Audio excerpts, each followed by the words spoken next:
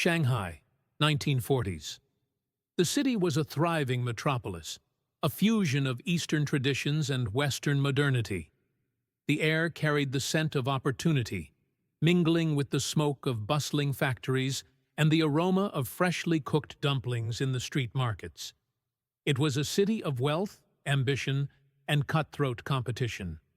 In this world of relentless ambition, Teddy Wang Te-hui was born in 1933 into the prestigious Wang family. His father, Wang Din-shin, was a self-made entrepreneur, the mastermind behind a prosperous paint and chemical business. Teddy grew up in an environment of privilege, but his father was not the type to coddle his children. Wealth, he believed, had to be earned. From an early age, Teddy displayed a sharp mind for business. He was not content to merely inherit his father's empire. He wanted to build his own. While other boys played games in the courtyards of Shanghai's mansions, Teddy spent hours studying his father's ledgers, learning the delicate art of finance and negotiation. He was a boy with a vision. But Shanghai was changing. The tides of revolution were sweeping across China, and the Wang family saw the writing on the wall. In the early 1950s, they made a critical decision. They would leave China behind and start anew in Hong Kong. Hong Kong in the 1950s was a different world, fast-paced, unpredictable, and ruthless. For immigrants like the Wangs, survival depended on adaptability. While many struggled, Teddy and his family thrived. It was in Hong Kong that Teddy reconnected with his childhood friend, Nina Kung, the daughter of a wealthy family. Their friendship blossomed into something deeper, and in 1955, they married. Nina was not just a wife. She was a force of nature, fiercely loyal and business-savvy in her own right. The two became inseparable, sharing an insatiable hunger for success. With his father's resources and his own ambition, Teddy founded Chinachem Group, a company that would grow into one of Hong Kong's largest conglomerates. While their competitors played it safe, Teddy and Nina took bold risks. They didn't just enter the market, they dominated it. The pharmaceutical industry was their golden ticket. The Wangs identified a gap in the market, bringing in medicines from overseas and eventually manufacturing their own. By the 1970s, Chinachem was a financial powerhouse. They expanded into real estate, turning their empire into one of the most influential in Hong Kong. Money flowed effortlessly, and with it came power, status, and influence. The Wangs were at the top of Hong Kong's elite social circles. They attended exclusive galas, shook hands with billionaires, and dined in the most luxurious restaurants. It seemed like nothing could touch them. But money and power come at a cost. What the Wangs didn't realize was that their success had made them targets. Enemies lurked in the shadows, watching, waiting. And soon, their world would come crashing down in a way they never imagined. By the early 1980s, Teddy Wang and Nina Wang were among the wealthiest power couples in Hong Kong. Their empire, the Chinachem Group, had grown into a real estate and pharmaceutical juggernaut. The Wangs lived in luxury, residing in a lavish mansion, their every need met by an army of servants and bodyguards. Yet, for all their power, there was an unease creeping into their lives. Hong Kong was changing.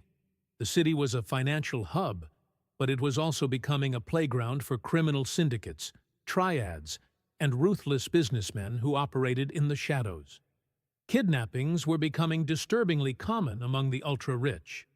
Wealthy families lived in a state of paranoia, hiring private security and bulletproofing their cars.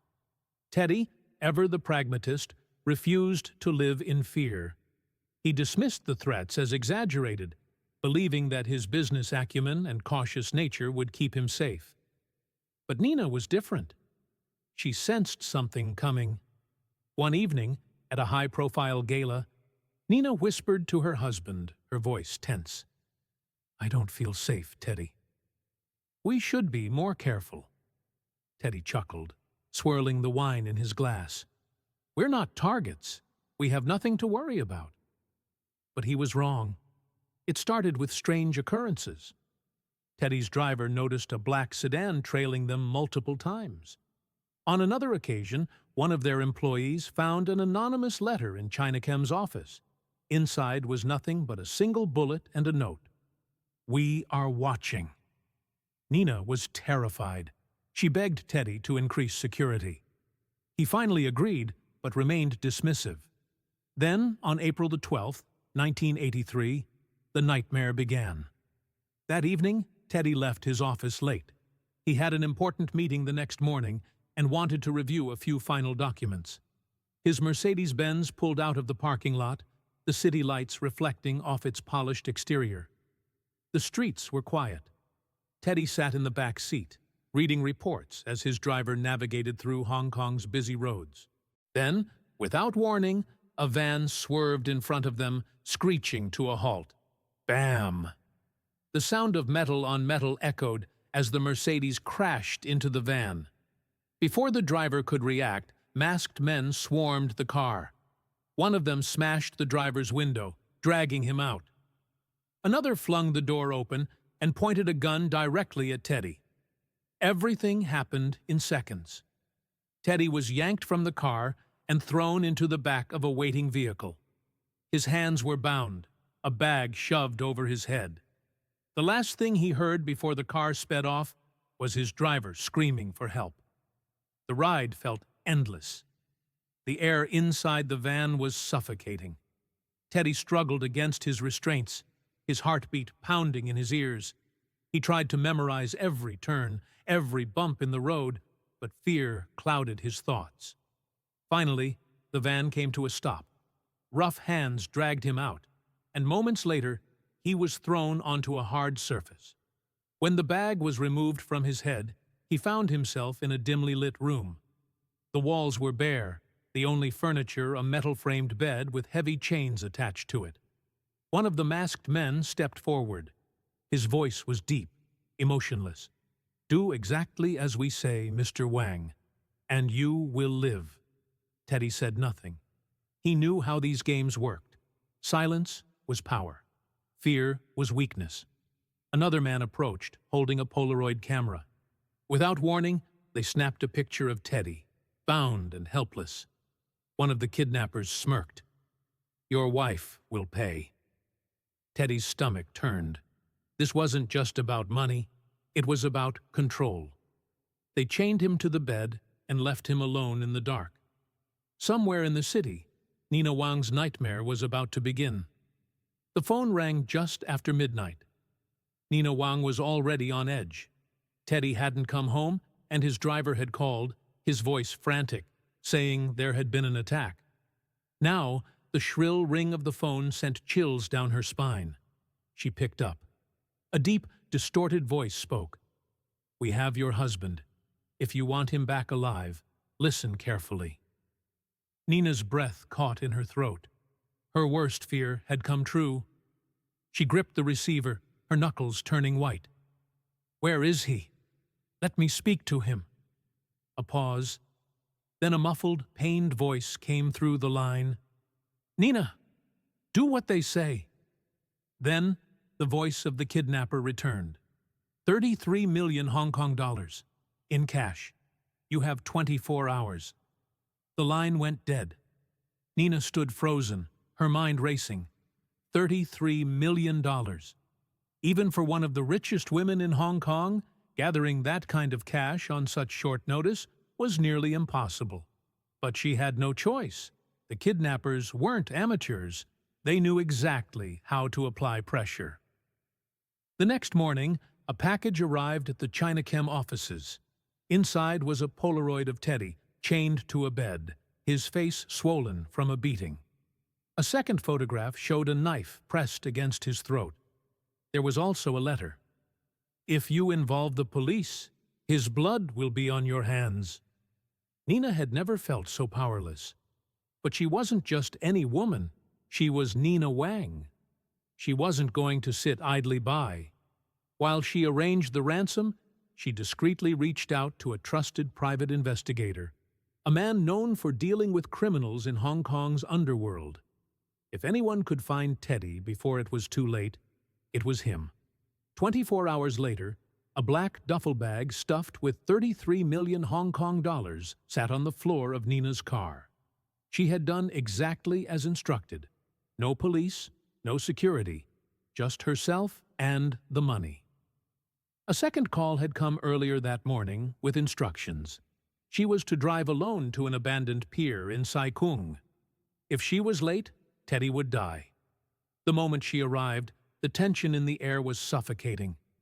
Two masked men emerged from the shadows. One approached her car, peering inside to make sure she was alone. Without a word, she shoved the bag toward him. He opened it, counting the stacks of bills. Then he nodded to his partner. "You'll hear from us." And just like that, they were gone. Hours passed. Then a full day. There was no word from the kidnappers. Had they killed Teddy anyway? Had they taken the money and disappeared? Then, just before dawn on the second day, a call came. "Check the park by Clearwater Bay. He's there." Nina rushed to the location. There, lying weak and disoriented on the ground, was Teddy Wang. She fell to her knees, cradling his bruised face.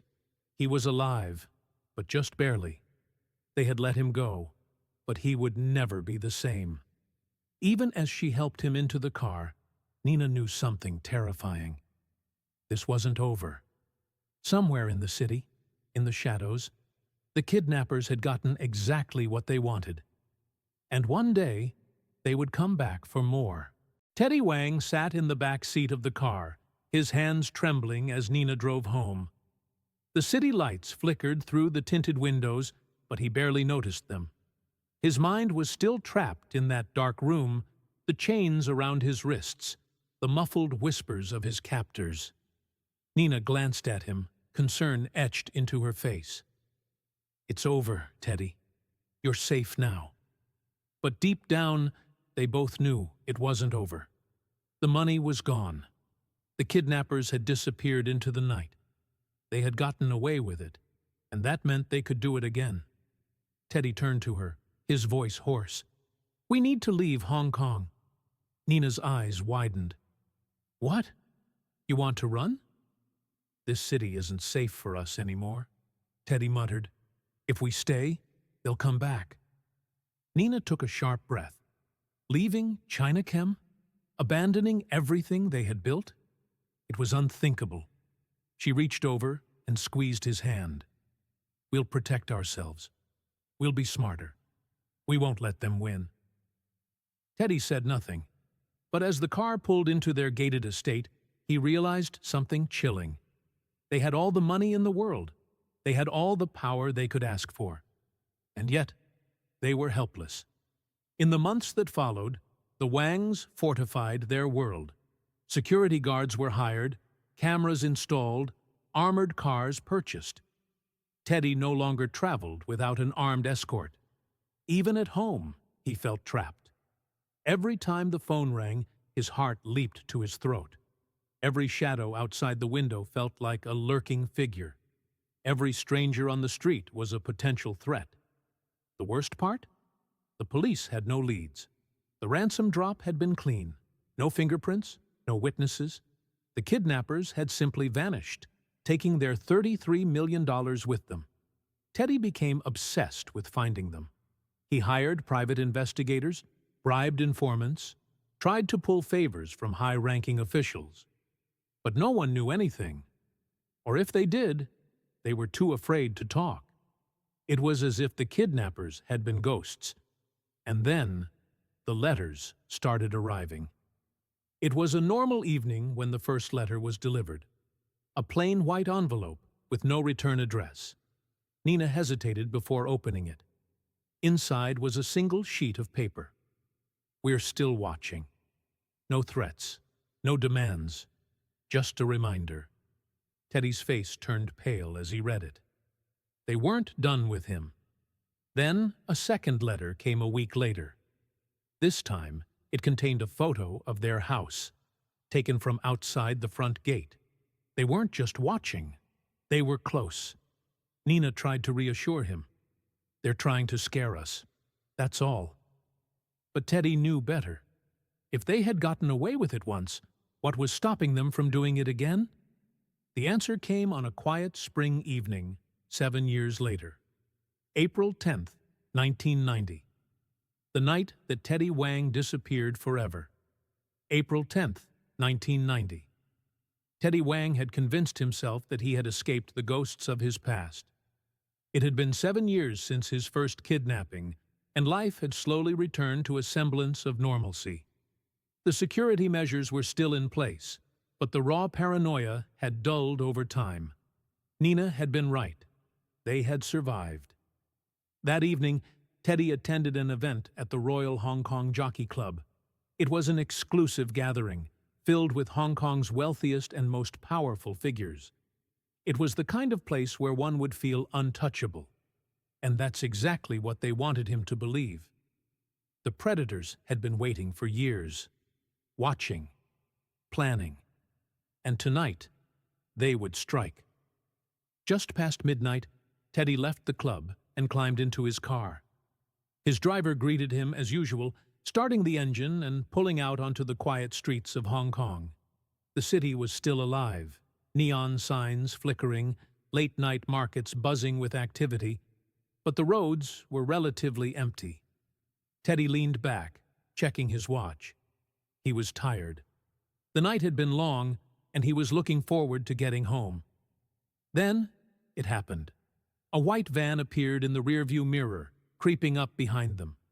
Before the driver could react, screech! Another car swerved in front of them, blocking the road. The driver slammed on the brakes, his hands tightening on the wheel. What the? Suddenly, masked men flooded from the vehicles. Glass shattered. Doors were yanked open. Teddy barely had time to register what was happening before strong hands pulled him from the car. He fought, harder than he ever had in his life. But it was too late. A cloth was shoved over his face. Chloroform. The last thing he heard before darkness swallowed him whole was the muffled voice of one of his captors. "We told you we'd be back." Teddy awoke to darkness. His head throbbed. His wrists were bound. The air was thick with the stench of damp concrete and sweat. This wasn't the same place as last time. Last time, they had kept him alive. They had been careful. They wanted money. This time, he could feel it in his gut. Something was different. A single voice spoke in the darkness. Calm.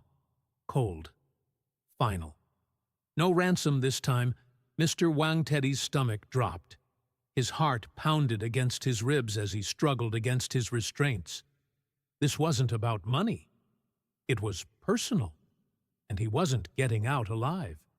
When Teddy never arrived home, Nina immediately knew something was wrong. She called his driver, but there was no answer. Panic set in.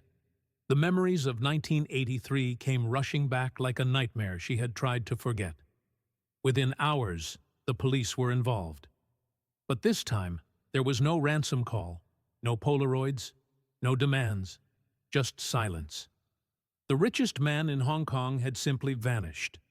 The Hong Kong police launched one of the largest manhunts in the city's history. Every major criminal syndicate was questioned. Every known kidnapper was interrogated. But no one talked. Weeks passed, then months, then a breakthrough. An informant came forward. According to the source, Teddy Wang had been taken out to sea. One of the kidnappers, panicked that the police were closing in, had allegedly killed him and dumped his body into the waters of Hong Kong. But there was no proof, no body, no evidence, no closure, only rumors. Was it true? Had Teddy been thrown into the sea, lost forever beneath the waves? Or was he being held somewhere, alive but hidden? Nina refused to believe he was gone, not without a body. She fought for years, keeping hope alive. But in 1999, after nearly a decade of uncertainty, Teddy Wang was declared legally dead. And just like that, one of the wealthiest men in Hong Kong, had disappeared into the void. Teddy Wang was gone, but his shadow still loomed over Hong Kong. By the time he was officially declared legally dead in 1999, his empire, the vast wealth, the sprawling real estate, the billions in assets, had become a battlefield. And at the center of it all stood one woman, Nina Wang. With Teddy's disappearance, the Chinachem Group, the billion-dollar empire he had built, was left without a clear successor. There was no official will, no clear heir, and that meant everyone wanted a piece of it. The biggest challenge came from Teddy's father, Wang Din-shin. The old man was furious. He believed he, as Teddy's blood relative, was the rightful heir. He accused Nina of forging documents and claimed she had no legal right to Chinachem. The battle began. Nina, dressed always in her signature pigtails and eccentric outfits, walked into the courtroom like a warrior. She wasn't just fighting for Chinachem, she was fighting for Teddy's legacy. She had spent years waiting for him to return, refusing to believe he was dead. Now, she had to prove she was the true heir to his empire. The case dragged on for years. Millions were spent in legal fees. Witnesses were called. Allegations of forgery, betrayal, and deception filled the courtroom. And then, the unthinkable happened. A mysterious will appeared. It was signed by Teddy Wang himself, stating that everything, every dollar, every skyscraper, every asset, belonged to Nina. But was it real? Or had Nina forged the will to secure her empire? The court was divided. The media had a frenzy. Hong Kong watched as one of the most dramatic inheritance battles in history unfolded. And in the end, Nina won. She was officially declared the sole heir to Chinachem. She had fought, and she had won. But at what cost? Nina had everything: wealth, power, an empire built on the ruins of her husband's disappearance. But she had no answers. Where was Teddy's body? What really happened to him that night in 1990? The truth remained buried in whispers. Some claimed the kidnappers had been hired by business rivals. Others believed Teddy was still alive, hidden away in some remote part of the world. But there was no proof. Only a void where one of the richest men in Hong Kong had once stood. Nina never stopped believing that Teddy had been taken from her too soon. Even in her final years, as she battled her own legal troubles and health issues, she remained the woman who had defied an entire system to protect what was hers. She passed away in 2007, taking with her the last hopes of uncovering the truth about Teddy Wang. And so, the case of Teddy Wang's disappearance remains unsolved. A billionaire vanished into the night, leaving behind a fortune that sparked a war, a wife who refused to let go, and a city that never got its answers. A ghost, a mystery, a legend.